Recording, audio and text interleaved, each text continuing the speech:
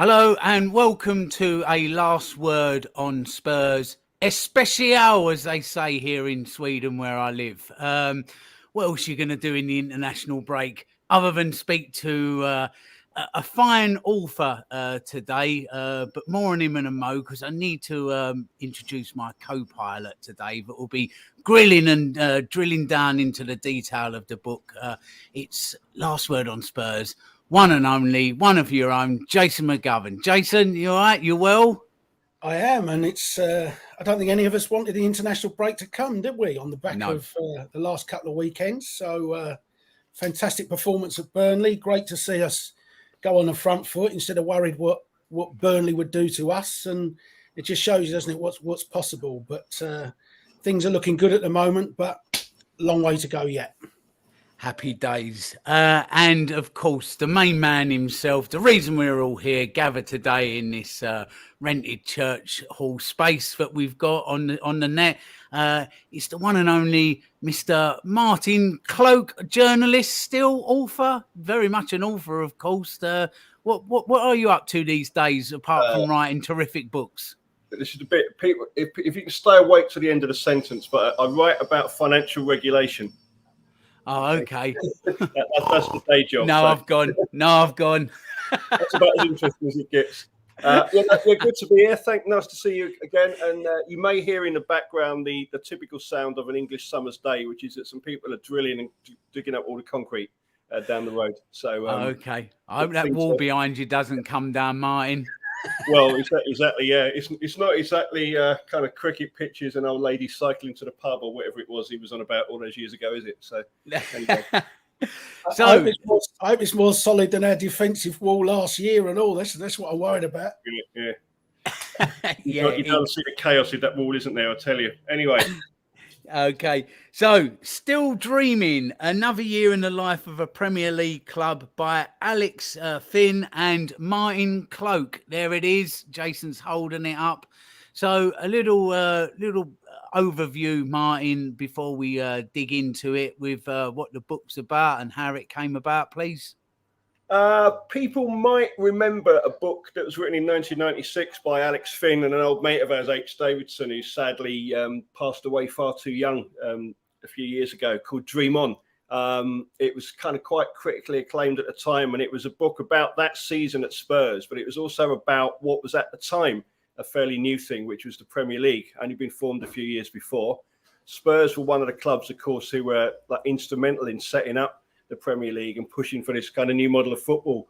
So Alex had worked for Saatchi's, the advertising company, for a long time, and he'd actually been involved in a contract talking to the FA and the Premier League, what became the Premier League clubs, about setting up this new competition. They took some of his ideas on board, but others they didn't. But he's ever since been known as the spiritual godfather of the Premier League, which is a bit of a double-edged sword. But they wrote a book. Alex is kind of comes from the generation that he's got a real soft spot for Spurs. He's a Spurs man, but he was one of that generation that would go to Arsenal one week, Spurs the next. He's known people at both clubs and he knows people throughout the game. So he wrote Dream On as a kind of look at the club that he loved, but also a look at how it was fitting in with the modern game that it helped to create. And it started asking the question at the time about why is it that kind of Spurs have been influential in setting this up, but they're not really seeming to take advantage of it. And so here we are all these years later, and you can still ask the same question. So he said to me, do you fancy writing a follow-up? And we'll do it in the same kind of style. And so I took a bit of persuading, but then I said, all right, let's go for it. We'd worked together on a book before, and I really like working with Alex. So we did the book, and we did it in the same style, which was to write it month by month as the season went on. So one of the things that we're hoping you get when you read the book is that sense of how expectation changes through the season. And I think, it's very easy to kind of have the benefit of hindsight, be wise after the event. And we could have rewritten it and said, well, of course, everybody knew that it wouldn't work out with Conte, for example. But actually, quite a few people did think, well, I'm not overly convinced about Conte and the style of football, but maybe that's what we need. I think that was probably what most Spurs fans thought at the time. So let's give it a go. So part of the book is the kind of story of how that changed and, how the relationship changed. But we try and look not just at Spurs, but at things like, what TV's done for football, what effect it's had, how fans get treated, particularly at away games in Europe, what club ownership means, and how the kind of the Chelseas and Manchester Cities have changed that as well, and how the whole nature of the game has changed since the Premier League was introduced. And I think there's a line in the introduction where we refer back to Dream On, and we say that if you read Dream On now, it reads like a chronicle of a club losing touch with the modern world. And I think, it's for people to kind of, make their own mind up about, how successful Spurs are at the moment. And we'll talk about that a little bit more during the show. But, that's, of course, one of the big controversies of the moment, isn't it? How do you constitute success and what does doing well mean? So anyway, yeah. Absolutely capturing the zeitgeist then of a season, and I would have done if I could spell it, Cracks, but I'm just impressed as a boy from Hackney. I know what zeitgeist means, to be honest. They'd make me the mayor of Hackney if this was 30 years ago. Jay's, over to you. Yeah, I mean, we won't go through there's obviously lots in the book about individual matches and not match reports, but written from your own perspectives and such. So we won't go through the matches because they're obviously still fresh in people's mind. But we do want to focus on the other bits and pieces going around it. And so, as you say, early season came the trip to Chelsea away, and there's no doubt that Chelsea were the first big changes in the way football was and the Premier League was run with their massive spending. And it's interesting to see that you say in the book there that Chelsea will now have to be run as a business, and yet here we are 12 months later with £1 billion spend from Chelsea and Todd Bowley seemingly doing supermarket sweep at every opportunity. Yeah, I mean, that's the case in point. If we'd have rewritten the book rather than written it as we go, then we could have been wise after the event about that. But the view at the time was that things are going to change for Chelsea now. They're not going to have somebody who, there's a whole other discussion about how Abramovich got his money and whether that should have been allowed in the first place. But he effectively wrote off the debts, didn't he? And he changed the way he changed the economics of modern football. I would argue for the worse, but again, that's maybe a discussion we'll come back to. But the view at the time was that you've now got venture capitalists that have taken over, and of course, what venture capitalists do is that they want to make a return on their investment. I don't think Abramovich was ever really concerned about making a return. He was concerned about improving his reputation. It was a whole kind of different set of issues. What it turns out that they've done, that I think that Chelsea think that they're being quite smart, and it might prove that they have been by having these long-term contracts, which I understand are much more common in American sports. So when they're talking about they've signed this player for 60 million quid or whatever, they've actually put them on an 8 or 10 year contract or whatever. That spreads. That's the old amortization that comes on, and they think they can get around the spending plans like that. Now, of course, that kind of works out fine until you want to get rid of the players on the massive wages. And that's something that, that we've had problems with as a club. So, hopefully I'm hoping that Chelsea's still running into really massive trouble over that. But, they appear to be kind of changing, trying to change the economic model again, if you like. But time will tell whether that succeeds. I can't really see that working out. And luckily, we've also got Agent Poch over there as well, doing a good job on the pitch now. So this is, all is good as far as Chelsea is concerned, I think.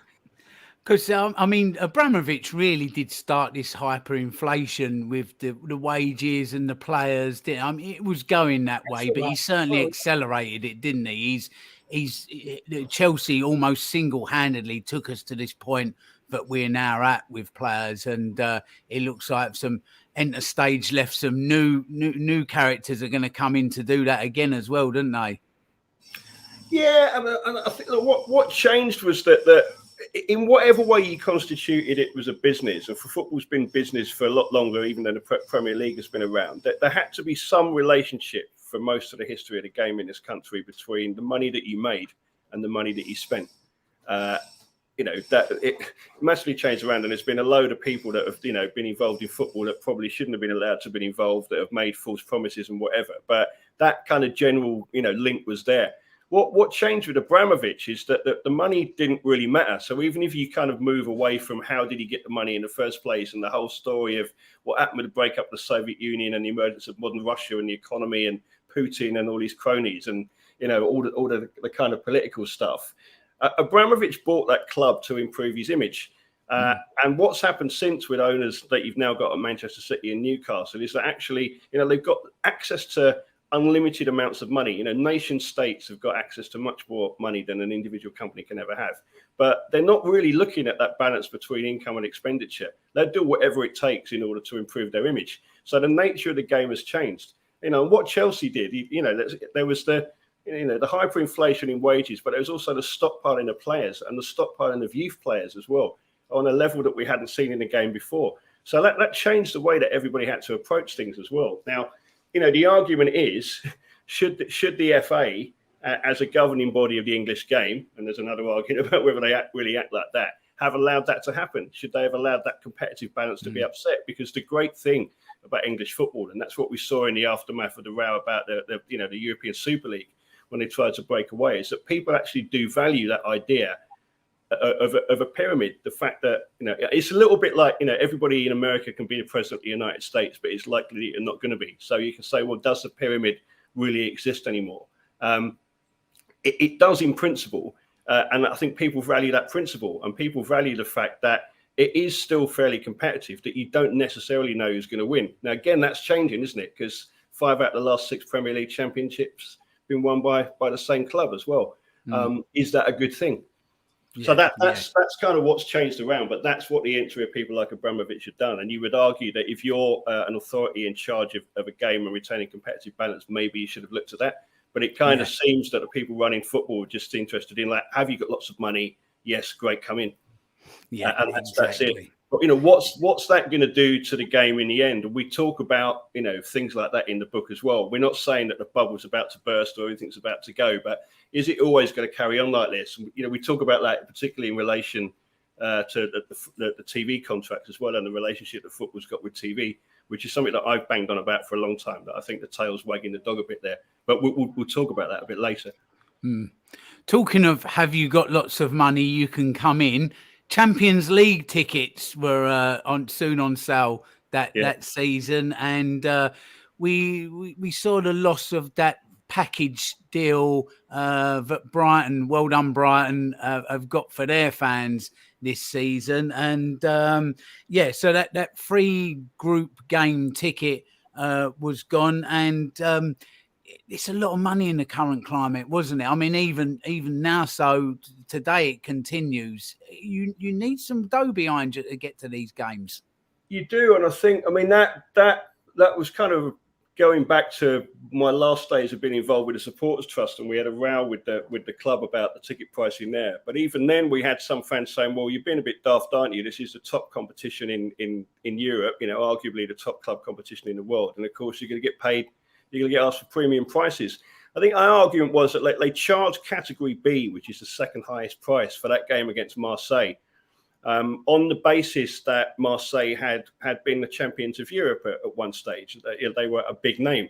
And, not being disrespectful to Marseille, but, if we play Huddersfield Town, who have won the league more times than Spurs, are they going to charge, premium prices for that as well? Where does this logic go? I think the argument at the time was, if you're going to charge the second highest price that you can possibly charge for an opening group stage game, what are you going to charge later on? That's only going to go up, isn't it, as well? So I think that was one of the arguments. I think the other thing, and we've seen it again with the match day ticket price rises this year, that the club weren't exactly upfront about the way they announced the prices. So you had to kind of click onto your account if you were on the kind of automatic ticket thing. And find out how much money had been taken out of your account to know what the tickets were. Now, if they think they can justify the prices, then why don't they just say, look, this is the price, this is modern business, and that's it. So their kind of, reticence and attempt to kind of sneak the information in. I said, they did it with the match day prices this year, didn't they? They made an announcement about match day prices, but you had to kind of click through about 3 other links to actually find out what the prices were. So again, if it's all okay, why not be honest about it? Why not be upfront?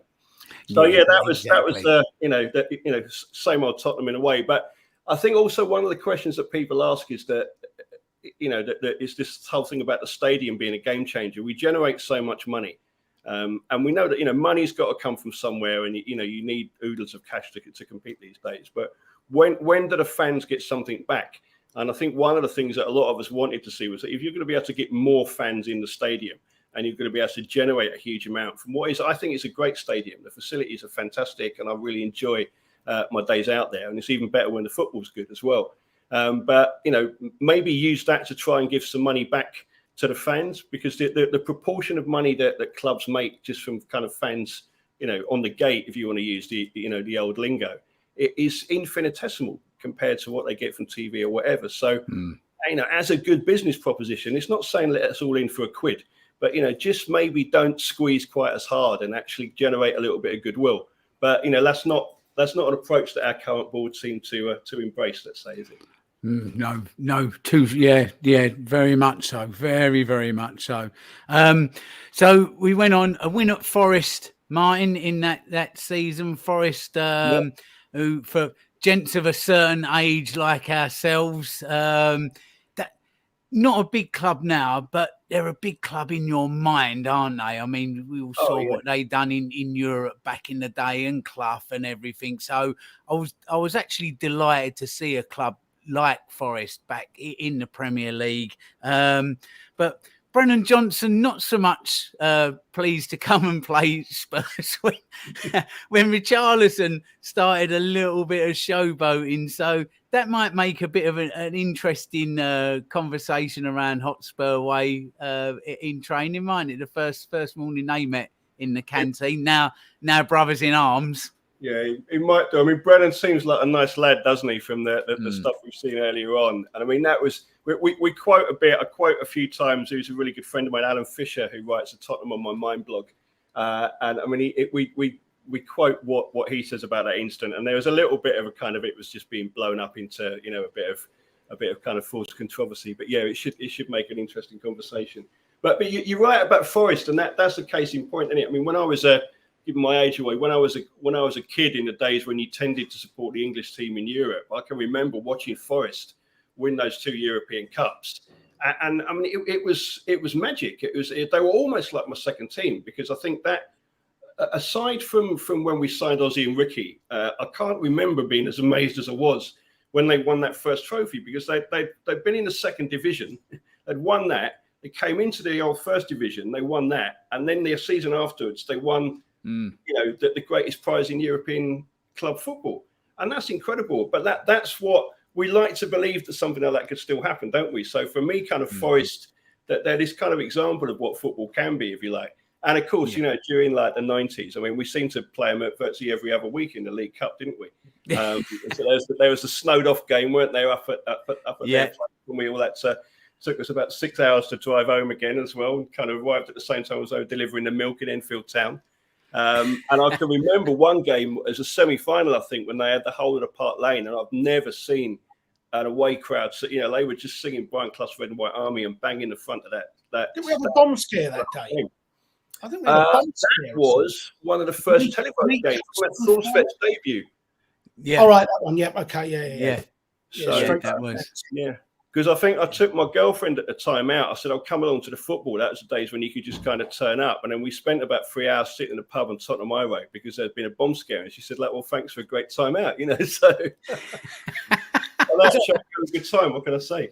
Around that time, it was a strange fixture, wasn't it? Because we could always get a result up there, win or draw, but they always did the opposite at Tottenham. We couldn't beat them at home.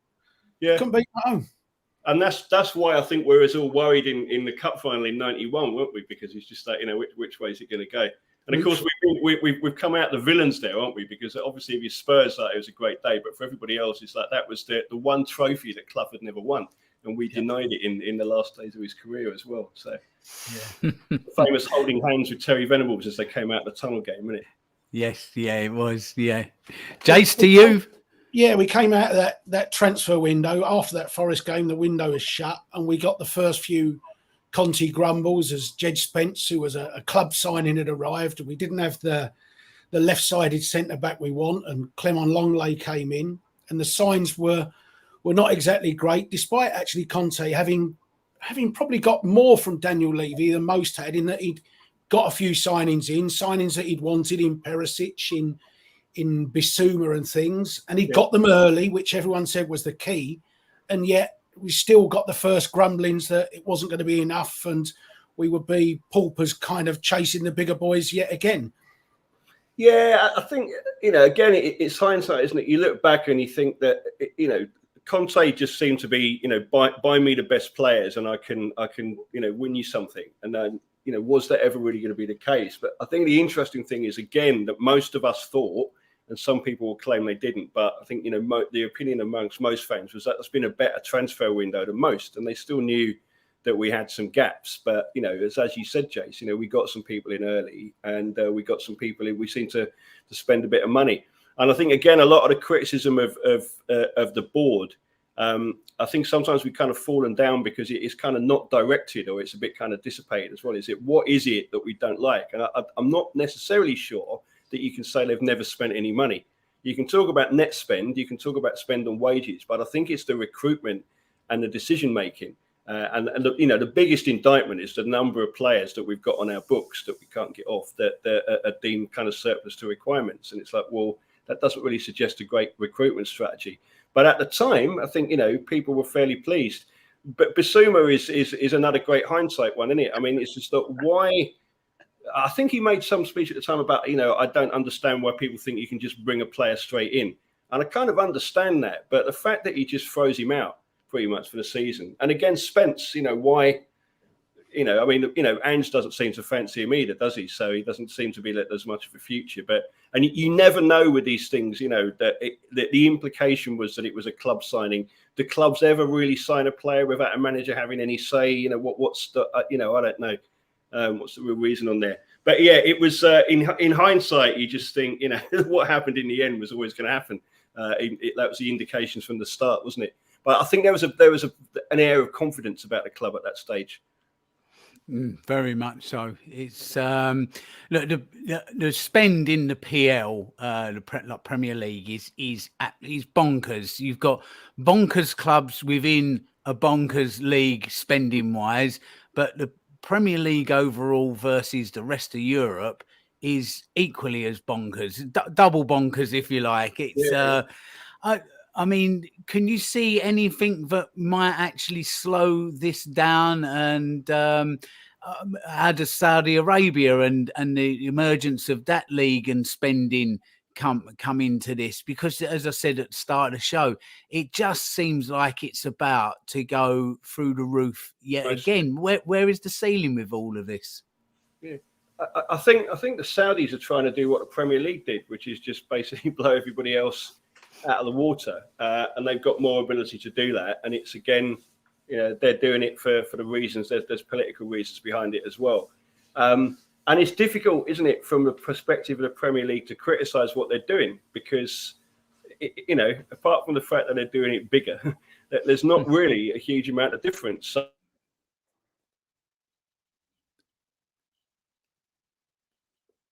oh, we got a. Are you still there, Jace? I'm still here. Yeah. Okay.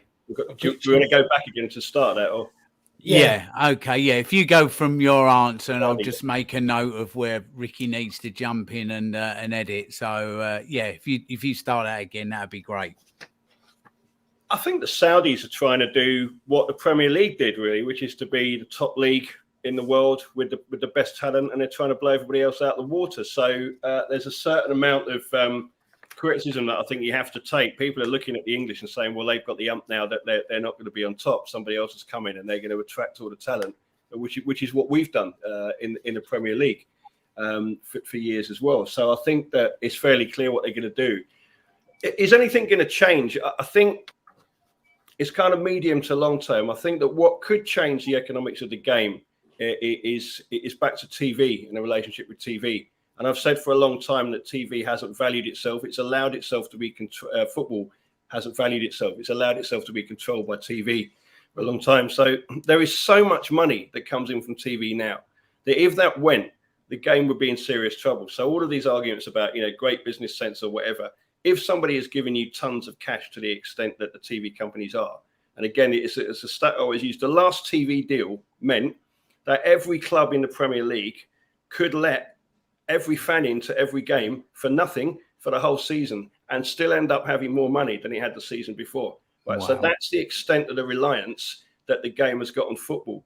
So on TV. So if TV goes, then there's a bit of a problem, isn't there? Because, at the very least, you've got to drastically readjust all your economic model. So people will say, but TV's never going to go. There's looks, and again, I work in the media, and I used to write about kind of, sort of technology and TV and the kind of business side of sport, if you like, that a lot of the TV companies are now looking at the way that people are watching the game, and they're saying, well, actually, kids are starting to consume football much more through computer games now. They're not particularly interested in the live product. People aren't watching in the same numbers. There's a big argument about streaming, illegal streaming or whatever. I think there's a backlash against the amount of money that it costs you to watch the game. But the audience is starting to splinter a little bit. So if you're a TV executive, you're going to say, well, all right, we've given these guys all this money for a long time, but what value are we getting from it? And actually, if people are starting to do other things, then maybe we need to look at what else people are interested in. Because football is just content. It's content that brings people to that platform, to that particular piece of technology, and that's it. They're not interested in football for itself. They're interested in it as content. If other content is going to be better, and if the audience breaks up, then the money's not going to come in. So I think that's what will change things. It won't change it for the Saudis, because that money comes from somewhere else as well. So, it may well be that the Saudi league goes even further ahead of everybody else, and the rest of us are just left picking up the scraps. And this is all quite a long way in the future, but people have got to be talking about this. Just as a little aside question, sorry, have you noticed almost a rise in the amount of people that now want to go to lower league, non-league football, especially youngsters that just want a little bit more of an authentic experience of a match day? Because what you get at Tottenham now, and this isn't just Tottenham, what you get at a Premier League game really has no resemblance at all to, when I were a lad. It's a totally different animal, but the non-league lower league does have some of them elements, doesn't it?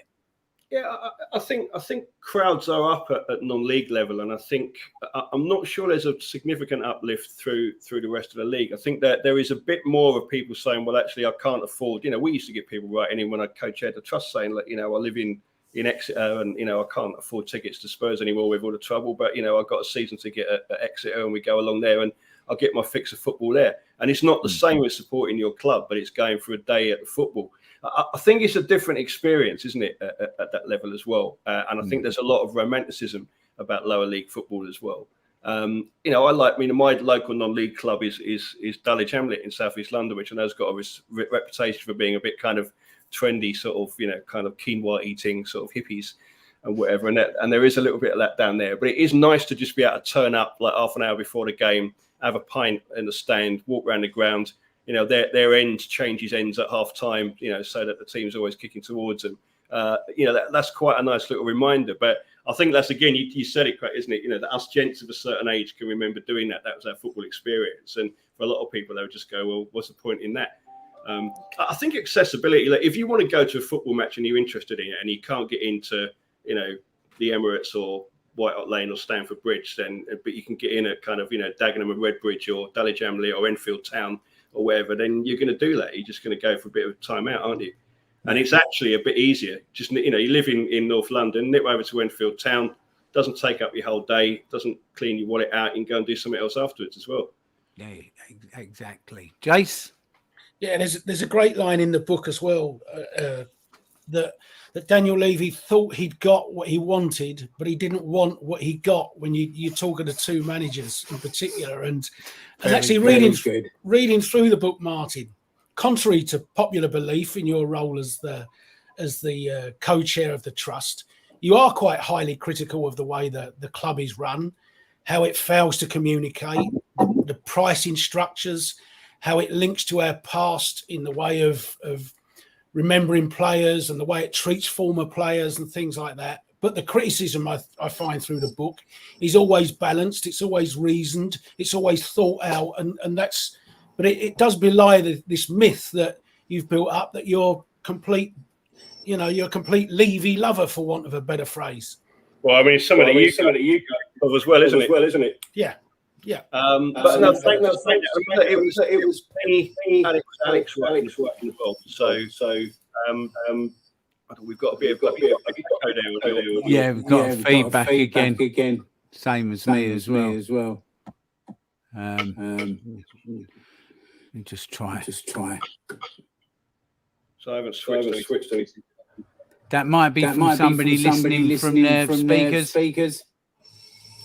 Blimey, that's even worse. Jace, try for you. For mute. Hello. Yeah, that's it. I've not got the feedback now. Have you, Martin?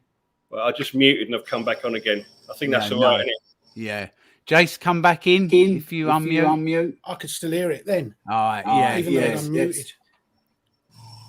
Once you mute, it stops. Yeah, it's stopped again now. Unmute again. If you unmute while I'm talking. Yeah. As soon as you press unmute. Have you got? I haven't got earphones, son. All right. That's unusual. Because that doesn't normally happen in a normal show, does it? No. All right. It might just have to be stay on mute and then unmute and mute again once you've asked your question. Yeah. And then we just have to, so it's mute and unmute. I think. Then, yeah. Okay. Yeah. Cheers, Martin. Thank you.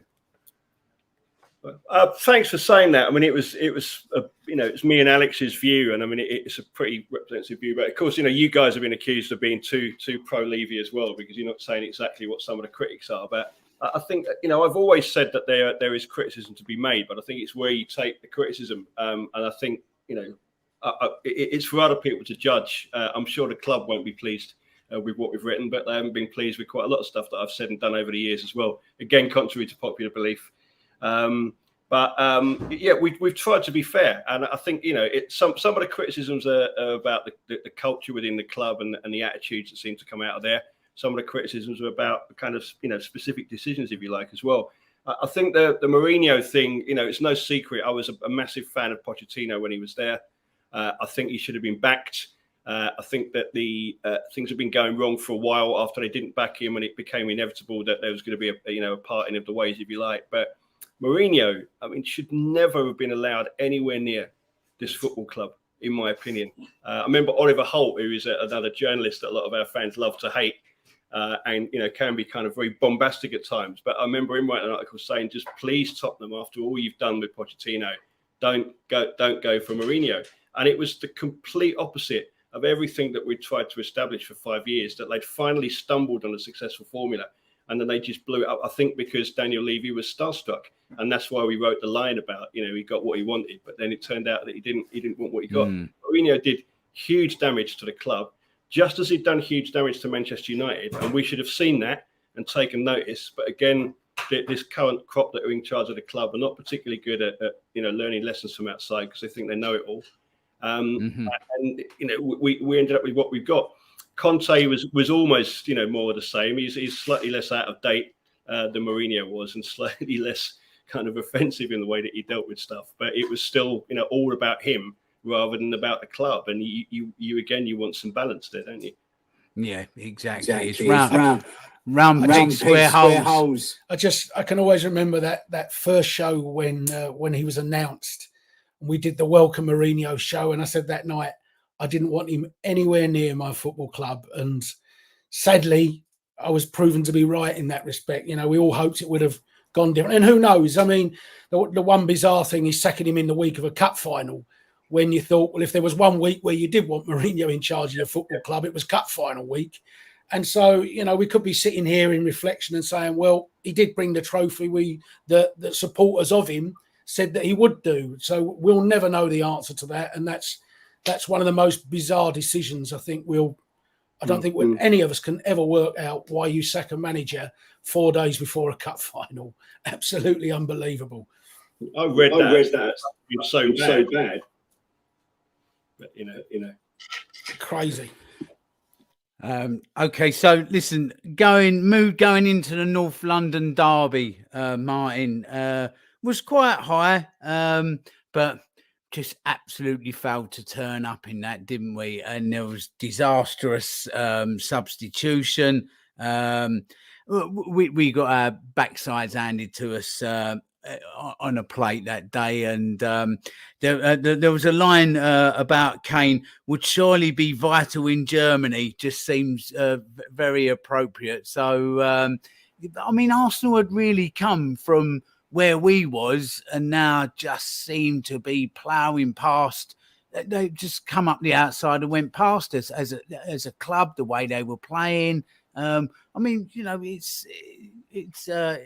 was a weird one, wasn't it? It was, and I mean, it's something that Alex is very good on because he's known people at the top level of both clubs over the years as well. And a lot of the stuff that he's written has been about how the ups and downs, the relative ups and downs of Spurs and Arsenal over the year. And of course they did. It hurts me to say it. They did pull away from us for a long time. And the original book, Dream On, is talking about that and shows how kind of Arsenal were really pulling away and were very successful. The interesting thing is that they kind of tailed off a bit when their board decided that, winning things wasn't really that important. It was just kind of being there or thereabout, qualifying for Europe, being in the top four, keeping the money coming in. And I think that proves the point that if you take your eye off the ball, almost literally, and you forget that your core purpose, whether you want to call yourself a business or a football club, is to win things, then you run into trouble. We had a stage when it looked as if we were overtaking them, both on and off the pitch. And now, there's been that kind of change around again, and we've got some catching up to do. One of the things that we talk about in the book, which will horrify some people, but also intrigue others, and I won't tell the full story, you'll need to read the book, is that Arsene Wenger almost ended up as the Spurs manager. He used to visit English football games when he was a manager of Monaco, and Alex knew him, and he knew the boards at both Arsenal and Spurs, and actually made the suggestion. He said that I think he should come to Tottenham because we play football in the way that you like it to be played. But for reasons that you'll read about in the book, it didn't happen. But that's another one of those sliding doors moments. That was the same with Fergie as well, wasn't it? Back in the day as well, from Aberdeen, very nearly come, didn't he? And he thought he had the deal in the bag as well. He thought he'd actually got the agreement to do that, but again, that didn't quite come off. And it's interesting to think what could have been. So that's the two most successful managers, over a long period in the Premier League that very did nearly come to Spurs. But it's back to those kind of letters that we used to get from players saying that I almost joined you, but I'm sorry I decided to go anywhere else. Remember, some of the fanzines used to publish a squad picture of all the players we almost signed, didn't they, at the start of the season? You'd have like Maradona, Van Basten. Well, Jace, over to you.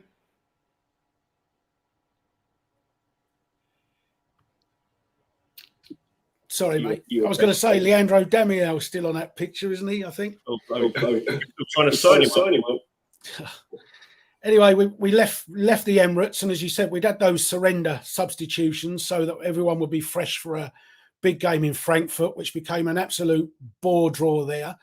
And then events in the season took a turn for the worse, of course, with the untimely and sadly death of Gianpiero Ventroni.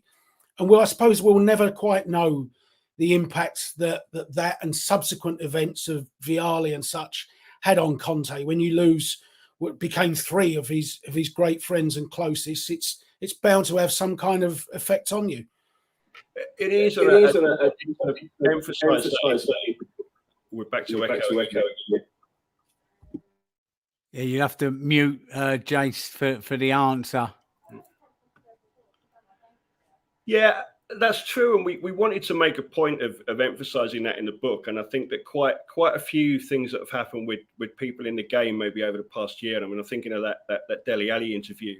You need to remember that all of these people, for as much as the kind of passions that get kind of created by the game lead us down particular paths, that people are human beings and they've got particular problems. And you're right that losing three people that are professionally and personally that close to you, of course that's going to have an effect. So I'll always be critical of Conte during his time at Spurs, but I think you have to realise that there were other influences. Maybe it wasn't the best time for him, and I don't think it's been soft or silly or unreasonable to say that. I think we need to recognise a bit of the humanity sometimes that goes on, and maybe recognise that a little bit. When we're getting stuck in on players, you don't quite know what's going on behind the scenes, and maybe treat people like you'd like to be treated yourself. You'd like people to give you a chance if you're going through a bit of a tough time, wouldn't you? So that's the kind of point we wanted to emphasise, and it's a point we interviewed. Danny Kelly is one of the people we speak to in the book as well, and then he kind of makes a big point of that. And I think it's important to remember that kind of the human side of things, if you like. Yeah, very much so. Very, very much so. You never quite know what's going on. I mean, it's something that I've often alluded to on Last Word on Spurs and with Dean Richards. And, you know, he was getting a lot of stick for missing headers and everything. And the poor lad was, you know, terminally ill, but didn't know it. So, yeah, it is a lesson to all of us just to be a little bit mindful about what you say and how far you go in on people, because you never quite know what's going on. So Marseille, the night versus them, a glory night for Tottenham in Europe, but off the pitch, especially in Europe, fans, we see it with Liverpool, and we see it away from Champions League as well. Fan experience on European nights, especially travelling, Martin, they can be magical trips, but they can very, very quickly turn into something a whole heap darker and a rotten experience, can't they? Yeah, I mean, look, it's something that I've written about quite a few times, and we wanted to make a point of it in the book. And I think one of the reasons that Alex wanted to work with me was that I do regularly go to matches, and I've travelled, certainly since we got into the Champions League. I've been to most of the games across Europe. And we were talking the other day, and people were saying, where were the good places you went? And I had to kind of think for a minute, where did we have a good experience? I think that, Real Madrid Stadium is a pretty good experience, but pretty much everywhere else there's been some kind of issue. I didn't get to Marseille, but that was a pretty poor experience for the people that were out there for lots of reasons. I think the worst one we had was Milan last year, which was just, it was more difficult to get to with a tube station next to the stadium than it was when it wasn't, when I went there last time for the Bale game, if you like. And just the state of the facilities in there was absolutely terrible. But it's something that when I was co-chairing the trust with Kat Law, Matchday Experience was the big thing that she did, and she's still involved working with Football Supporters Europe on a lot of this stuff as well. And we actually managed to get a bit of a victory after that game at Milan, because we put in a complaint about the state of the toilets, which were basically just holes in the ground in the darkness, and especially the women's toilets.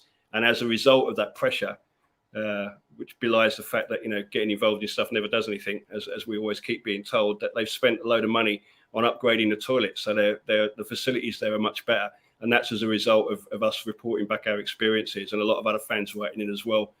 Those going through Football Supporters Europe, which has a relationship with UEFA, and UEFA saying get it sorted out. But the point is that there's all this hype about the Champions League, which UEFA is happy to bask in the praise for, but the experience of fans.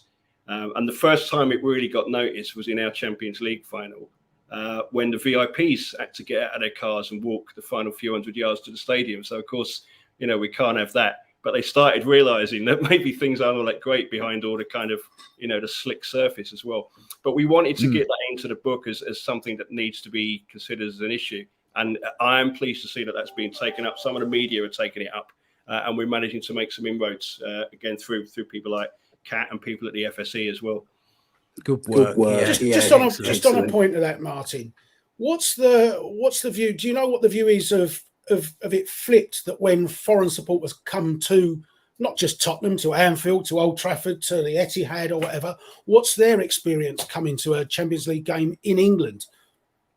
I think it's largely positive, because we get this sometimes. People say we should treat them like they treat us, and that's absolutely wrong. That for all that's wrong with our police forces, and particularly the Met, that they're not as bad as the forces in Spain, where there's still a lot of kind of paramilitary hangover, and in France and some of the other countries that we've seen as well. And the general attitude, although there's a few people in national police that want to turn the clock back, the general attitude is police on behaviour and not on reputation.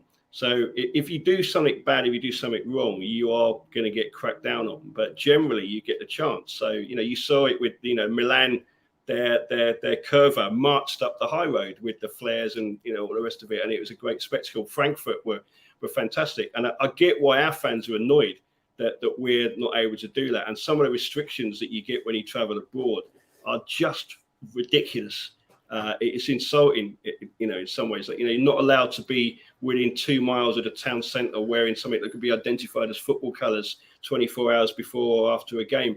and it's absolutely ridiculous. So I think when the European fans come to English grounds, generally, they'll have a go and say, oh, the atmosphere's rubbish or whatever, particularly if it's the German fans who are kind of great in the stands. But I think they generally have a good experience and they think that's a good thing. And again, when I used to sort of be doing work with the FSA nationally and knowing a few people at FSE, you have those conversations, people exchange it, and it's the English football experience is still well thought of for away fans in this country, which might come as a and it is something that when for supporters that haven't been to European games, you always see the videos on Twitters or YouTubes of the fans drinking in a square or in a nice bar area and everyone's having a sing song. But you're right, it's the issues around travelling from that area to a stadium. It's having to carry your passports everywhere. It's the availability of picking up tickets on the day. It's all those issues that genuinely are a real pain in the backside, isn't it? Mm. Yeah, absolutely. And that's some of the things. I mean, I think Juventus, I can remember, you had to get bussed in. You were held in a kind of caged holding area. You had to take your shoes off, stand on the wet concrete, everything out your pockets while you're taking this in.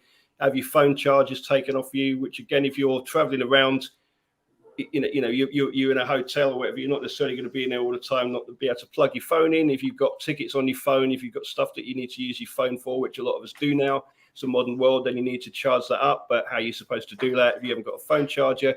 Carrying the passports is a classic. You're told as a tourist, never carry your passport with you. If you're a football fan, an English football fan in a European city, you've got to carry your passport all the times. Otherwise, it's a fine or the police will get funny with you. So, and we used to argue, can we have a copy of that? No, it's got to be an original. It's just that the restrictions are just unreal. The holdbacks, the facilities in the grounds, you're often given. One of the biggest disappointments for me was going to stadiums which I'd always dreamed of going to. The great cathedrals of world football like the San Siro and the Bernabeu and whatever. And you get there and you just think this is absolutely squalid. And I don't. I like a bit of an edge and a bit of raw experience, if you like, of football, but some of it is just wrong, especially for the money you charge. With Barcelona, especially, I mean, attacked by the police outside the ground, even higher up than you are at Newcastle's away end, dirty perspex in front of you so you can't even see the pitch properly, and you're paying about 70 or 80 euros a ticket. The joys of modern football. Look, we come up to the World Cup, Martin, and of course that traditional time that a World Cup gets played of Christmas. We was well below our best, to say the least, around our results and the club and just the general mood. So it did kind of act as a bit of a welcome distraction, and thank the Lord that's over for a few weeks, didn't it? It did, yeah. I think things were starting to tail off a little bit at that stage, and we were all wondering what would happen. But I think that was one of the other reasons for writing the book, because this was the first time that a season had been split like that. I've got to give a shout out at this stage to Doug Bagley, who we talked to and we feature in the book as well, who's regulars will know him, goes to pretty much, well, he does go to every Tottenham game, home and away, but also goes to every England game. And he went over for the World Cup. And I kind of talked to him about his experiences. He wrote a few things down and sent us some photos and just gave us some feedback on what it was like over there as well. I don't know how he finds the time to do it all. But again, it was interesting. Now, I had mixed feelings about that World Cup because of all the politics around it. Doug is just into his football. He's a proper Spurs and England fan. And it's interesting just kind of reading his take on what the football experience was like out there as well. So that was something that was unique to this season and something that we hope we tried to capture in the book. To you, Jace.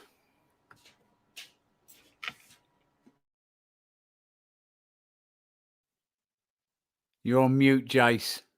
I keep forgetting. We came back from the World Cup and immediately onto TV with a Boxing Day clash at Brentford.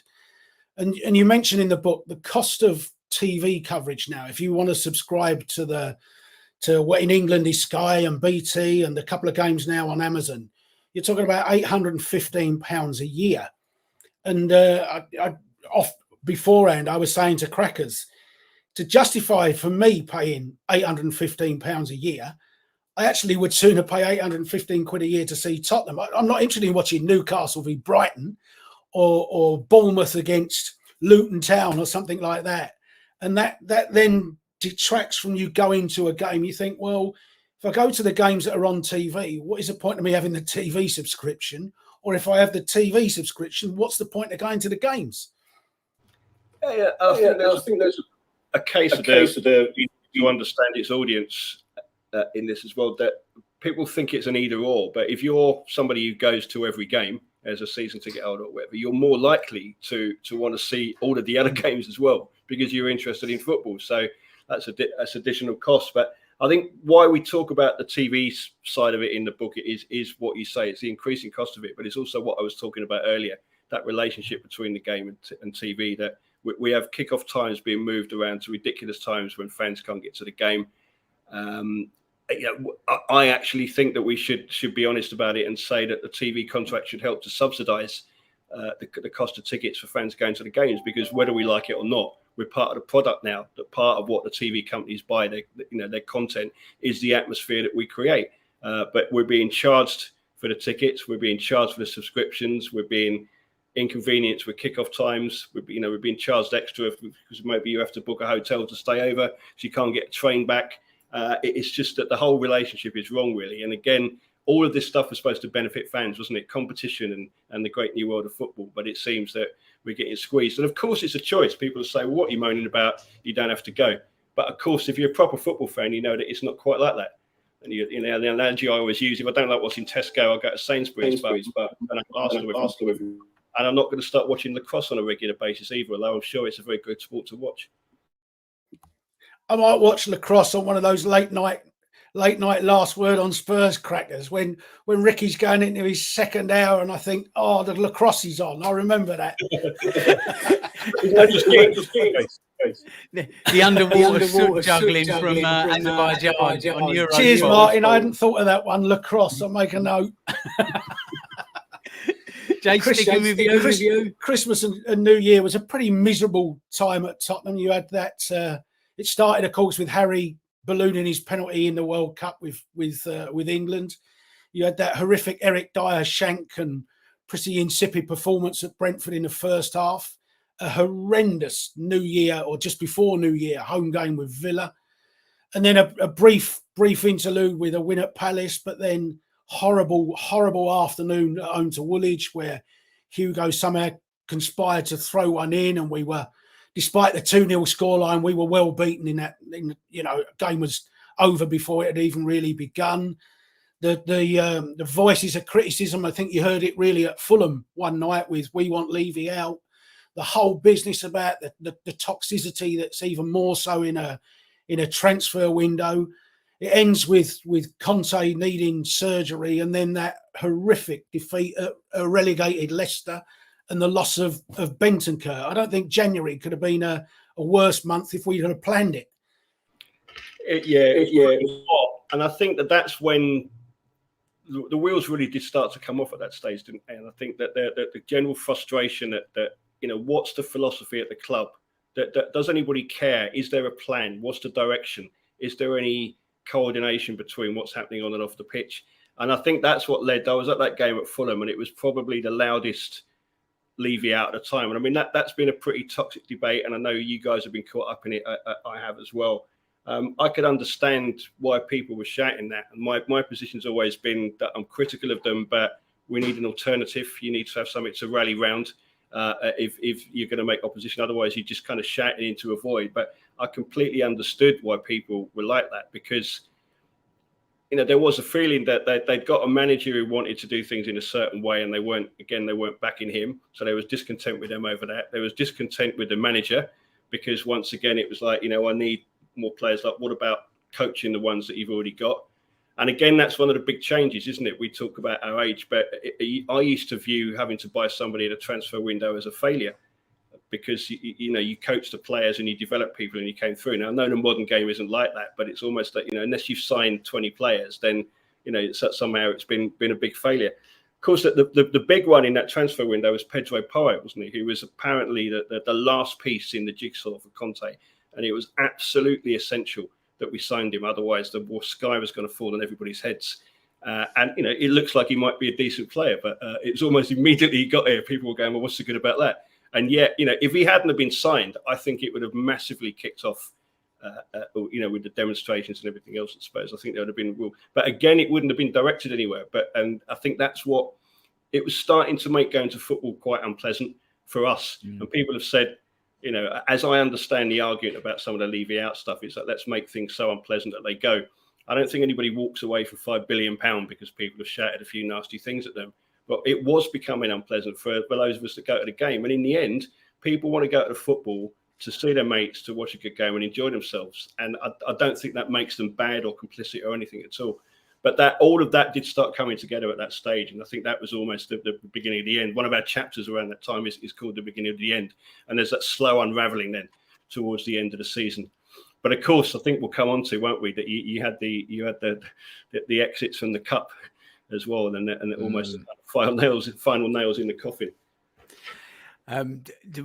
Season highlight, Martin, in one where we are really picking over the carcass of it, had to be Harry Kane beating Jimmy Greaves' record, but whispered quietly in the concourses amongst the fans, and I know a lot of people felt this, that once he actually broke that record, there was almost that unspoken thing of, I think he's going to go now. I think this is where a point he wanted to get to, unless that Premier League record really holds high for him. This is something he wanted to get to, and he's got there. So it was a season highlight, but it was quite bittersweet as well, wasn't it? Because there was that feeling. I didn't think that at the time of that game, and I remember that moment when he got the record, and it was a highlight. And I kind of had to pinch myself afterwards. And what happened just then? I was at a Spurs game in their ground, and I really enjoyed it. I was really happy, elated, ecstatic, all of those things that we used to be. So I pinched myself a little bit and realised that had actually happened. But that was a great. I'll always remember that. That was a great time to be there. I genuinely didn't think, that's it, he's off. I knew there was a possibility, but I thought we might be able to persuade him to stay, and we didn't know how the season was going to pan out at the time as well. But we do spend a bit of time in the book almost evangelizing for Kane, because I've never quite understood why he got the kind of level of criticism, certainly from other fans, but also from some of our own fans that he did. That I just think that he's not just a goal merchant, and what's wrong with just being a goal merchant? We've had some great ones of those over the years, but it's just his all-round play and his example. I just think absolutely one of the best players that I've ever seen play for my football club, and I'll never forget his time there. Now, other things have happened since then, and there'll be other discussions about why they happened. But at the time, I thought, well, this is great. Really overjoyed that this has happened. It's fantastic after the game. We've seen history being made. It's made a lot of people happy. And maybe something will come out of this. Just on that, I can remember doing one of the pods, or I don't know, 6-7 years ago. It might have even been one of our first ones. When Rick, I remember Rick saying, "Do you think he'll break that record?" And I said, "I don't think anyone would break Jimmy Greaves' record at Tottenham." I just thought, number one, you got to stay pretty fit for a long time and score consistently. It's got to be 20, 25, 30 every season for 8-9 years. And that means you've got to play for the club for 8 or 9 years. And I'd always assumed that you'd get to a stage where, and perhaps we almost saw it, didn't we, 2 years ago with City, that the natural break would come and he wouldn't be able to do it. So, I mean, it's amazing that he did it. And those people, I think, at the moment that are just on him arguing that he shouldn't have the mural up, he is our club record goal scorer. That's why the mural's up, not just because he plays for Tottenham at that particular season. And anyone suggesting it should be painted. I mean, Daniel Levy said he wanted to build a statue of him, and perhaps that was the cheaper way of doing it, by a few tins of Dulux and a few spray cans. But he rightfully deserves it. It hurts at the moment when you have to go past it. Of course it does, but in time, just like Ledley's one, it's deserving of him, and the total credit he has been to Tottenham throughout his time. Yeah, totally agree. So, shame. Anyway, after the window came, and perhaps as late as possible for Tottenham to do it, we saw the previous year's financial results. And as you mentioned earlier, the key word I think these days is the game changer. We were always told the new stadium will be the game changer. We can see the financial advantages it has going into the bank. We can see how revenue and match day revenue and sponsorships and skywalks and the bars within the facilities are all taking their turnover, seeing great advantages. But as a fan, you're right, Martin, we don't feel like it's been the game changer. We don't feel like we're seeing the benefit on the pitch. It may well be that the club are spending more than it was 5 years ago, but when do we as a fan really feel the impact of this game changer that we were sold? I think that comes down to communication problems at the club, doesn't it? That they are very, very poor at showing people what the flow of money is, where things are going, how they're benefiting. But their view of what the stadium is and their ticket pricing policy in the stadium, for example, is not the view that I had and that those of us that were working on the trust board at the time had as well. That we said it was an opportunity to get more fans in, but also to improve accessibility. It's clear that their view is that it's an opportunity to charge people as much as possible for what they see as a premium product. But it's again going back to something that I said earlier, that there is a lot of criticism of the board, but people don't seem to kind of be that focused in exactly what they're criticising. So is it that they've not spent any money? Well, they have spent quite a lot of money if you look at it. Have they spent that money well? Not particularly, in my opinion, always, but sometimes it's been okay. What could they have done different? And you have to be a bit more specific if you're looking at that. The criticism, people will come back and say, well, you're just fans. Why should they tell you? And I'd turn it around. Well, why shouldn't they? It's a bit, but if it's about respect, isn't it? If you're asking people to put money in, then, when they say, well, what's the general plan? And you'll remember this a couple of years ago, the trust wrote to the club and said, okay, what's the strategy in the wake of sacking Pochettino, getting Jose and all the rest of it? And the absolute contempt that dripped from the answer, how dare you even think of asking us to justify what we're doing, to say that there might be a plan as well. And it's just not a way to deal with people. And that has an effect on how the business is perceived and how the club is perceived, and maybe has an effect on our recruitment as well. And that it has an effect on the reaction in the crowd, because people are now saying, well, you treat us with contempt, you squeeze us financially, you charge as much as you can, so I'm going to want the absolute best. And if I don't get it, I'm going to kick off. And we said to them at the time, you're making a rod for your own back with these ticket prices, and people are saying it, that they're getting lemonade for champagne prices, aren't they? So that's the big problem. There's a reference to the share. I mean, they always publish their financial results as late as possible. They're not particularly, I don't think they see the point of communicating or giving information to people. I think they think it's dangerous. That input of money that came from ENIC, when people were really surprised that they were actually putting some of their own money in, one of the kind of lesser known sides of that is that if that was taken up, that would dilute the shareholding power of the small shareholders in the club. Now, most of those people have got like one share in the bog and that's it. So it's not a big deal. But Daniel Levy loves to go on when he sort of does deign to talk to anybody about how it's his responsibility to care for all the shareholders. Well, that kind of, cash injection from ENIC was directly against the interest of the small shareholders, but very much in the interest of the big shareholders, who happen to be Daniel and the other members of the board, and whichever members of the Lewis family are apparently connected with the club these days. Touche. Martin, more misery in Milan and the inconvenience to fans that we've already touched upon.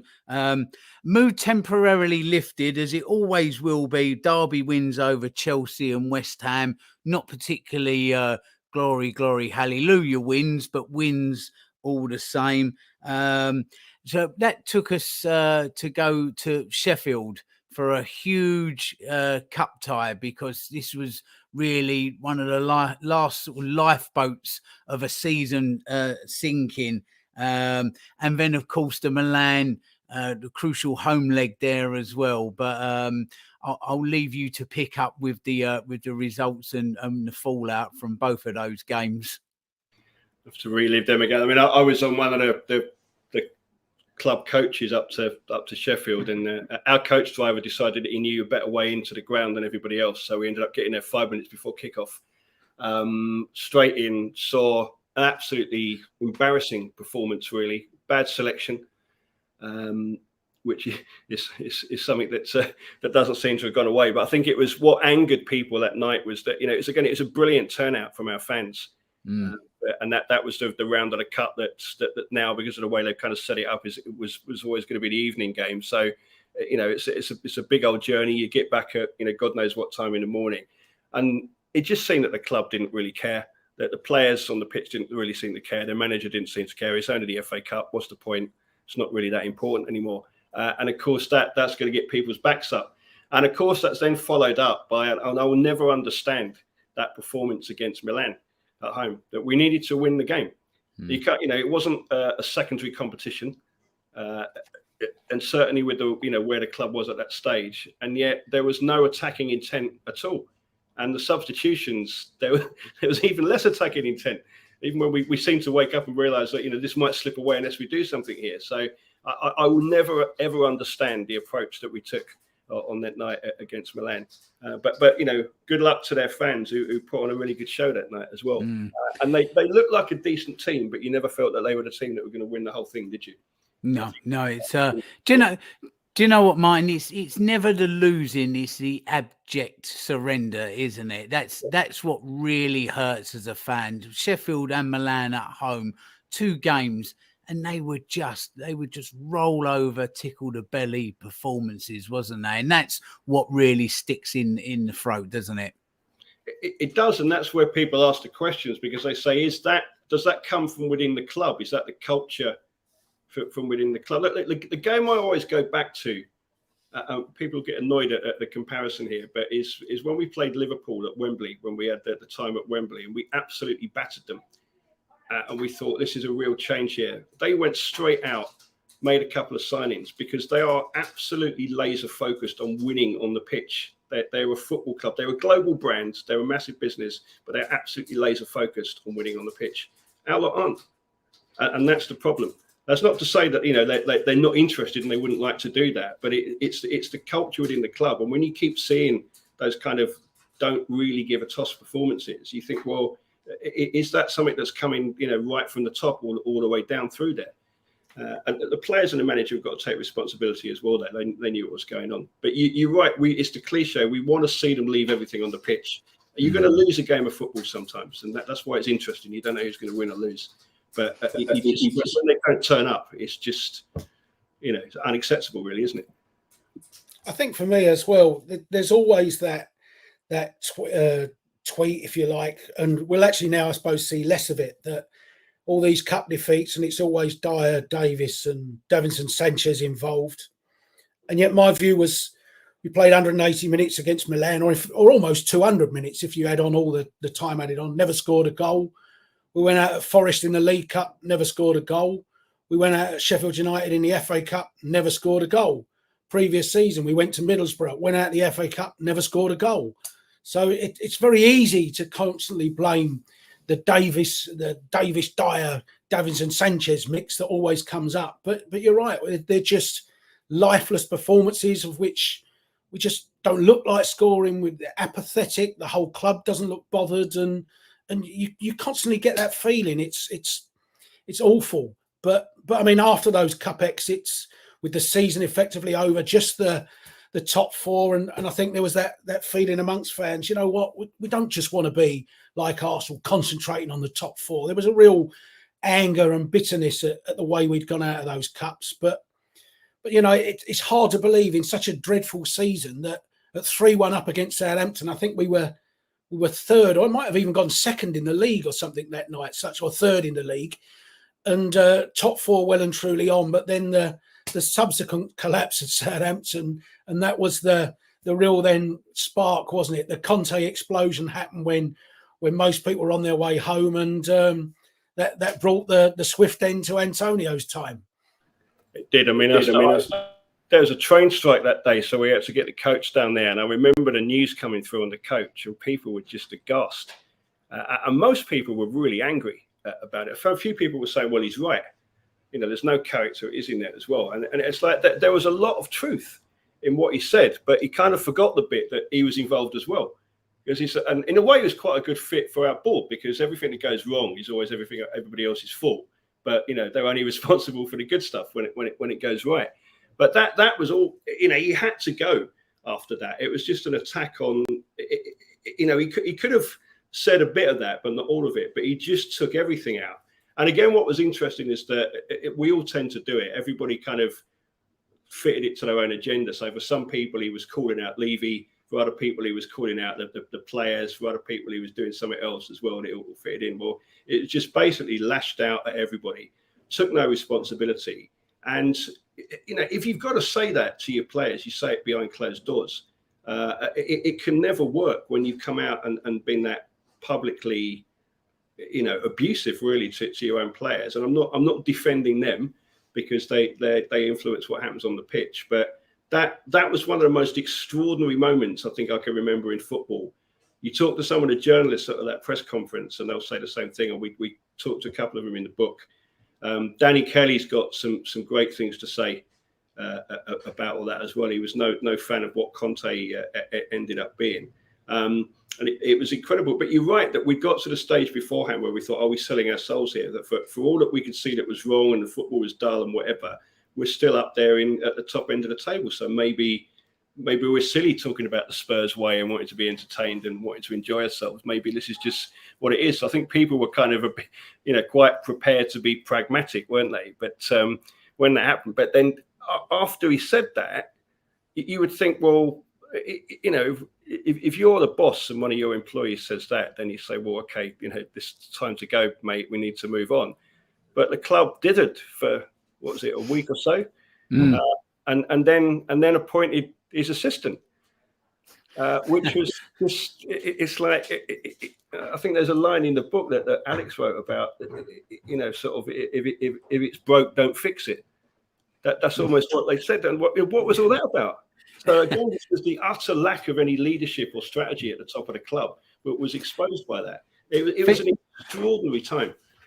Thinking back with it, mine, actually, you're right. I mean, you talk about these extraordinary marker moments of cup wins and glory, but there is these extraordinary moments, almost sort of anti-moments, if you like, or, extraordinary for completely different reasons. I remember we were doing the pod that night and the comments came through and Ricky threw to me with his comments, and I remember being really very angry on the pod and just said, well, if he thinks like that, he can do one, but with a little bit more panache and do one. But it was strange because I went from being really angry that he'd said that to then the next day looking through it and going, he has quite got a point, really, with what he said. He said a lot of what we think. To then back to, how dare you talk about my club like that, mate? It was a really extraordinary roller coaster of emotions for fans just from one press conference. It was an extraordinary moment in the history of the club. Well, and I think that's you got it. And Danny says pretty much the same thing, Danny Kelly, that we shouldn't apologise for being partisan about our club. And I think people were, let's say it as it is, people were proper fucked off that he'd really had a go at Spurs like that. It's like, you do not say that. I can say that about my club, but not you, mate. Yeah. But we shouldn't apologise for that. But you're right. Everybody looked at it afterwards and said that what he said isn't without merit. But he's also responsible for some of that. And that's the big thing is that you're the manager. So when are you going to take some responsibility? But apparently, it's everybody else's fault. Didn't have the signings, didn't have this, didn't have that. Do me a favour. He had a lot more, he'd try managing Lincoln City or, Enfield Town. Exactly. I think one of the things that struck with me, though, that he did allude to in it, I actually didn't. I get the anger in it, but I thought mostly, do you know what? I know what he's getting at, and I see his point, and perhaps he said all this to that group of players because we must remember the context of it coming straight on the back of those extraordinary cup defeats. Which you're right, they picked the team at Sheffield. He brought Davinson Sanchez on and took Kulusevski off against Milan, but the repeated failures, and it's interesting now that the way he almost talks about the mentality of the players, that here we are now with the so-called leadership group of Kane, Hugo, Dyer, Højbjerg, nowhere to be seen. or Højbjerg just really on the bench, and that a new manager's come in, and maybe there is that little thing of, do you know what, you lot have been here so long and let us down so many times that perhaps the mentality does have to change, and it does need a fresh think even in the dressing room. And I certainly felt that all along, but that's besides the point now, I suppose. But around that time as well, we had the extraordinary sight of a man that doesn't like to speak addressing the Cambridge Union. And it was a strange interview because it wasn't a hostile crowd. It wasn't a particularly Spurs crowd. There was no journalists in it. So he was able to give pretty standard answers without any follow-up questions. But still an extraordinary thing to see. And one of the ironies, of course, that he said one of the reasons to build a stadium was so that more and more children will be able to go in and watch it. And yet the ticketing prices definitely aren't set up for children to go and watch, are they? Yeah, I mean, I often think that I should probably try and take a bit of time off and write a version of The Thick of It, which is based on football. And it would basically just be about Spurs and the communication strategy. Because, when you're being absolutely hammered for being aloof and not communicating with your fans, what better thing to do than go to the debating society of one of England's elite universities to talk to the students in the debating chamber? And I know it was his old gaff, but it's like, come on, if you've done some other things as well. And he went there because it was soft. He wouldn't get a hard time, and he got pushed by a couple of people. But you're right, Jason. He talks about we built a stadium to get the kids in, and there's an obvious riposte to that as well. He also said at the start of these comments that he was very hard-headed and he bought the club as a businessman. It was a business proposition, and then in the same speech said he didn't buy the club as a businessman. He bought it as a Spurs fan. And you start thinking it's like a bit like the now infamous DNA speech. That does he just say what he thinks he needs to say, or does he believe any of this stuff as well? And I think so that was another great example of, even when he did come out and talk, it kind of left more questions unanswered. And I think the club's reaction to that would be, well, that's why we don't talk in the first place, because we can never please anybody. And so they'll go back in the bunker and shut the door. But it was a kind of bizarre thing to do. It didn't make sense. Even the comment about the statue, he wanted to put up a statue. I mean, I'm not as obsessed with statues as some people, but we used to get a lot of people writing in when I was co-chair of the trust saying, we need the statues of the legends at the ground. And what they always said to us was that statues don't fit the aesthetic, dear boy, of the near ground, that we're much more modern than whatever. And it's like, okay, fine. You've got a museum and you can talk about doing stuff more interactive, and I like the murals as well. That's all right. But people are still saying that they'd like to see a statue. Oh, no, that doesn't fit the aesthetic. And now suddenly we want to build a statue of Harry Kane. And it's kind of neither here nor there, but it's just that there doesn't seem to be much consistency. So the impression that you get is that he says the first thing that comes into his head, because just the idea of having to explain yourself is such an affront anyway, that, he can't really get past that. But the Cambridge University thing was classic Spurs, really. I always bore people with something that somebody said to me once. Somebody I knew who was close to the club said, who knew it was possible to shoot yourself in more feet than you were born with. And they just seem to do that on a regular basis, really. And that was another example, wasn't it? Well, Daniel, doors always open to come and do one of these special interviews. We'd love to get you on. We'll give you a nice, fair questioning and hear what you got to say. So anytime, you know where we are. Mine moving the money that he used to give me, aren't you there? Sorry, mine. Suitcases for the cash off the bloke, but there you go. That's why the causing the state is in. Exactly.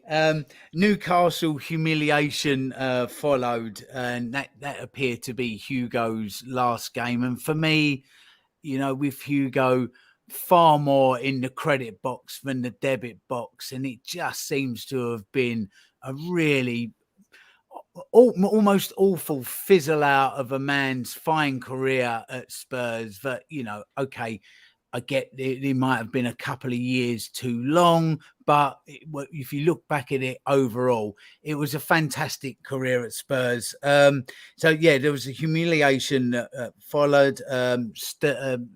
Stellini went. almost as quick as he came. You know, the life cycle of a mayfly there with the manager's role. A bit of fight back through with United, and then again we go to Anfield, and then that happened. So there was this real all over the place, on the pitch, off the pitch. Ryan Mason shrugging, wasn't there? That clip of him. I don't know what are we doing. It was turmoil, wasn't it? Newcastle was awful. I remember looking around at the people I was standing with and just saying, it was just like, what the fuck's going on? We just couldn't believe it. And almost worse than the performance was the fact that I had the best tickets I've ever had at that ground. I was in the very front row centre of the away end, 400 miles up in the sky. And if ever I would wanted a restricted view ticket, it would have been that. It was just terrible. And nobody believes that Hugo was injured at half time. But did he just bottle it? Did he just not fancy it? I can't believe that either. So it would be interesting if one day we found out what did happen there. But you're right, it was no way to go out. And there'd been a few clangers. But I'm not going to. He's one of the best goalkeepers we've ever had at the club. But that Newcastle game, and then what happened first of all against Liverpool, you just thought this is where the sentence that started with Mauricio Pochettino saying you need new furniture. This is where that sentence ends, because this is a result of the lack of leadership, the lack of application, the lack of spirit and personality, the lack of any strategy that's gone through this football club ever since. The obsession with big name managers, not really following any kind of football strategies, any clear approach through, and it was an utter shambles. That performance at Newcastle was totally unacceptable for a group of professionals in the Premier League to put in, and that the responsibility goes with everybody involved. With the club from the boardroom down into the dressing room, and Liverpool again. We were all hoping for the dream, weren't they? Mason still kind of pretty popular, the one of our own bit. Can he turn it around a little bit? And actually, that game, it wasn't as bad as Newcastle. We were terrible when they were taking us apart, but then it wasn't the best Liverpool team, and we came back. And when that equaliser went in, I was near the front of the away end, and I mean it was pandemonium down there. It was brilliant, and we suddenly thought, that's it. This is just what we need. We needed to get rid of this kind of like baleful presence at the top of the old regime. And we've finally done it. And then, of course, when their winner went in, just the most deflating feeling. But, when we talk about it in the book, we relate it to what I was talking about with that you have to look at it in terms of it doesn't come out of nowhere, a couple of results like that. And we were really on the bottom there, and I think that's when the questions really do come in about the way the club's been run and the way the club's been led over the years. But of course, I think that the board will just see it as that they were let down by the players and the manager, and it's nothing to do with them. So, I mean, on the surface of it, Martin, you look at that season, and somebody hands you your book, and you go, "Why do I want to read about that?" But from this chat that we've had, there was absolutely remarkable moments and ups and downs and defining issues that went on with, there's a real, it's almost a film script that season, isn't it? In some respects, there was just so much in it, from the Cambridge Debating Society and, Conte's madness after Southampton. There's a real lot in there, isn't there? There's never a dull moment with Spurs, and I think we've tried that, haven't we? We said let's have some dull moments with Jose and Antonio and see if that works out, and that didn't work out either. And you go back to leadership and some real questions that need to be answered. But I mean, it's our team, isn't it, in the end? And I think one of the great pities of the debate and the division that there is amongst the fans at the moment about where we go next and what we do is that people are often criticised for being fans, for supporting their club. I know you're letting them off the hook. It's you going along to games. Everybody should. I mean, one of the things I always really like is being told that we should all boycott games by people that never go to games because they actually don't live here. And again, I've got no problem with people from other countries coming over, and it's not about this kind of tourist fans thing, but it's just that you're calling on people to do something that you don't have to do yourself, and you wouldn't do yourself. By supporting our team, we are not helping a regime that appears to have lost its way. at all. We're just supporting our team. We want it to be good. You talked earlier, Jason, didn't you? And you said that, you didn't really want Jose near the club, but I'm sure you weren't thinking, I really hope we get hammered every game so I'm proved right. Thinking that I want to be proved wrong, because actually me being proved right isn't important. No one cares. It's just you, with the greatest respect. Nobody cares about my opinion either. What we care about is our club doing well, and we want it to be run in the right way. And we want to go out there and try and do something sometimes. We know we're not going to win all the time. Winning some of the time might be quite good. And we've got the longest period now when we haven't won a trophy, I think, in our history, haven't we? So yeah. And the old fella can say we were there when we did win some last time, and people go, that's why you're all a bit complacent. And I think that's part of the, there's a bit of a kind of an age division as well, isn't there? I completely get the frustration, but it's the passion's there. I was going to say, Cracks, the only thing that was missing was perhaps this was the season we should have gone out in Zagreb to a bloke in prison. That would have just topped the season up, wouldn't it? That would have been the perfect part of the season. But, very much. And in amongst all of it, we haven't even touched that. As soon as the financial results or whatever came out, we then had the director of football having his problems as such and being removed from the club. So as well as we had that stage, didn't we? There's no women's manager, there's no men's manager, there's no director of football, and the captain's out injured. No wonder we're struggling for leadership. That video that I made, apparently he's kind of like, sort of underground bunker or something with sort of some dim light in the background on his mobile phone, saying that that it's all changed now and that but it's a new regime and let's all move forward. And then the very next morning, he gets suspended from world football, and the club were absolutely indignant. They said, who could have known that was going to happen? And it's like, well, most people suspected it would do, but maybe if you're going to get a guy to put out a statement who's under investigation, you phone the people up that were investigating him and saying, are there likely to be any developments on this front? But of course, more feet to shoot through. Exactly. Jason, I'll throw to you to finish up here. Yeah, I mean, the season came to an end with some wonderful 3-goal defeats to Bournemouth and Brentford at home, which finally saw Harry smashing a free kick, something that he hadn't done for 8 years. And then we go to Leeds on the final day. We do finally get an away win. We saw a brilliant goal from Lucas Moura on his send-off game, with the club all giving him the lift up as if he was a trophy himself, and the great constant memories of Ajax come flooding back. But actually, what was worse, it actually turns out to be Harry's final 2 goals for the competitive goals for the club. Has the club failed Harry completely, or is there some justification in some nagging doubts that when we've really needed Harry, he hasn't shown up, and part of the reasons there's no trophy is because Harry hasn't shown up on the days when the trophies were up for grabs? I think that's a fair point, and it's actually something that me and Alex disagree on. We wrote the book One Step from Glory about that season and about our Champions League run, and Alex is of the view that Kane should never have been picked for the final because he wasn't fit, especially after what Moura had done in the semi-final. My view was that if you've got Harry Kane in your team and he's anywhere near fit, you play him every time. You know what? Nobody's wrong. Alex would say he was proved more right, but in terms of a principle, I think both views are valid. So I think it's fair to kind of raise that there were a few games when Kane did have a chance to win something. We played in some finals and played in some key games, and he didn't turn up. He didn't deliver, which doesn't affect what I think of him and his effect on Spurs. I think in the end he left partly because the club did let him down, because he thought, I've heard this too many times before and I've got to move somewhere else. But he also left, let's be honest, because the club wanted the money. Because we were told that he wasn't for sale. But immediately they started talking to Bayern Munich. Thought, well, he obviously is for sale, isn't he? And they would say, oh, well, he's always for sale at the right price. But again, different clubs and different situations. But you look at something now, we can't turn down £100 million for a 30-year-old icon who's a goal-scoring legend. But Liverpool can turn down £151 million for a 31-year-old goal-scoring icon who's a club legend. So where's the focus?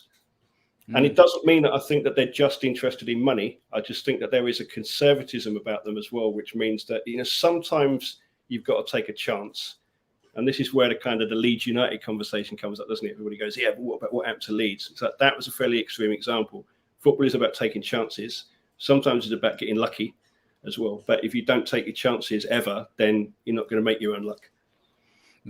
But to be fair, there is still 36 hours left of the Saudi Arabian window as we record this, just for a bit of fairness and balance. So let's see where Liverpool are when £220 million bid comes in. It's this is a far cry from Terry Naylor getting the bus home after a game and having a couple of beers in what's now the number 8 and.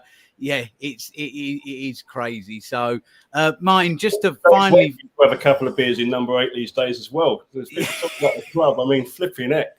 Yeah, exactly. Yeah, you're very much so. Very right there. Martin, looking forward to this season, which is now underway, and so far. So good. I'm completely taking the League Cup out of that equation. But league result wise and just the feeling around the club, it's back to something that looks like you can hang your hat on, doesn't it?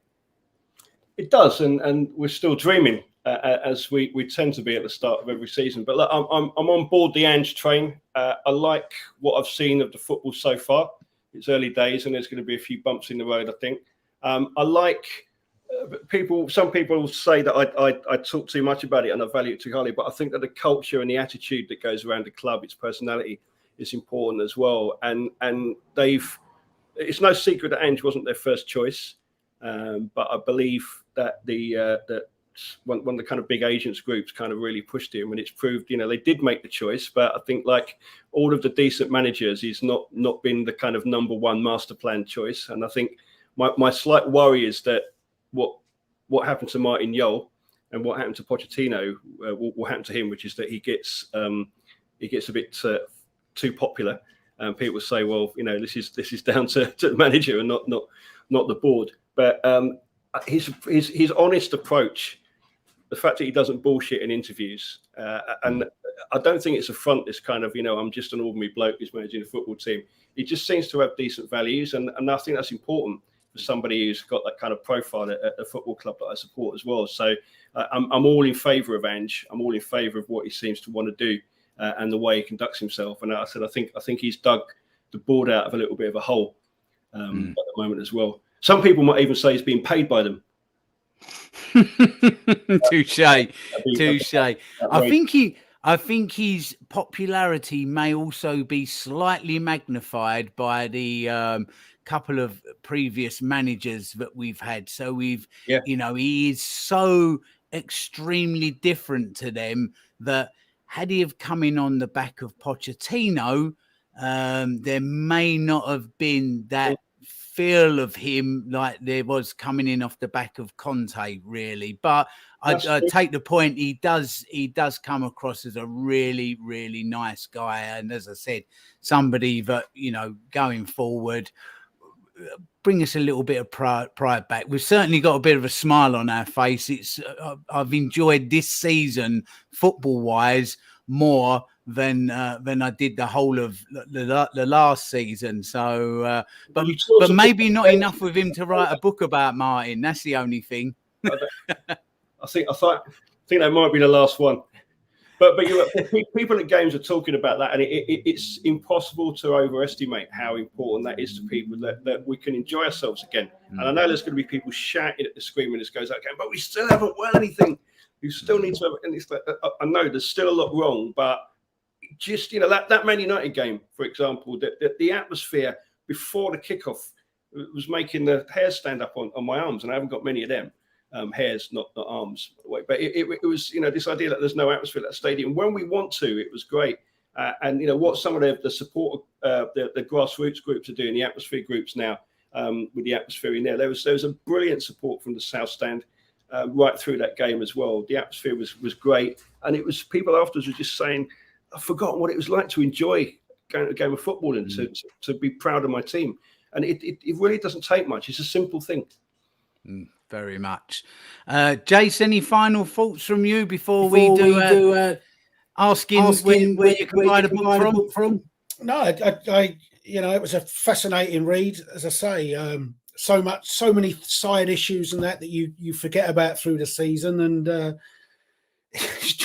just when Lee talks about the crazy train, that was the real crazy train season, wasn't it? And it's brilliantly documented throughout. So excellent. Glad you liked it. That's what we wanted to give that sense of the rhythm of a season, if you like. So where you get it, if you go direct to Hawksmoor Publishing, which is Hawksmoor with a double O in the Moor, hawksmoorpublishing.com. You order it direct from there. You get £2 off the recommended retail price. You can also, via there, get it in a Kindle version on Amazon. It's available in the US, in the UK, and in Australia, and it can be posted elsewhere as well. But go through the publisher's site and you get a discount. Excellent stuff. I'm sure that we'll put some tweets out on Last Word at Spurs with links for you to be able to buy. And on the socials, Martin, where can we find you? Because I dare say you'll be trumpeting its printing and availability on there as well. I am at Martin Cloake, highly originally on Twitter. If you search for me on LinkedIn under Martin Cloake, but there's a lot of kind of financial regulation stuff on there, so maybe stick to Twitter. And I'm on Threads as well, but I can't remember what my handle is, and nobody else is on there, so I won't tell you about that. Excellent stuff. I don't do Facebook. Brilliant. Martin, thank you so much. I'm looking forward to reading my copy of it. Jason's thoroughly recommended it, and so get out there, get the book. It's as I said, on the face of it, it's not that why would I want to read about that. That was a fascinating old season, so I'm very, very much looking forward to reading it. Thank you, Martin. Thank you, Jason. Cheers, boys. Cheers, Martin. Enjoy your lunch. Mind that brick wall. All right. Thank you very much. Coming through the wall. As always, come on, you Spurs.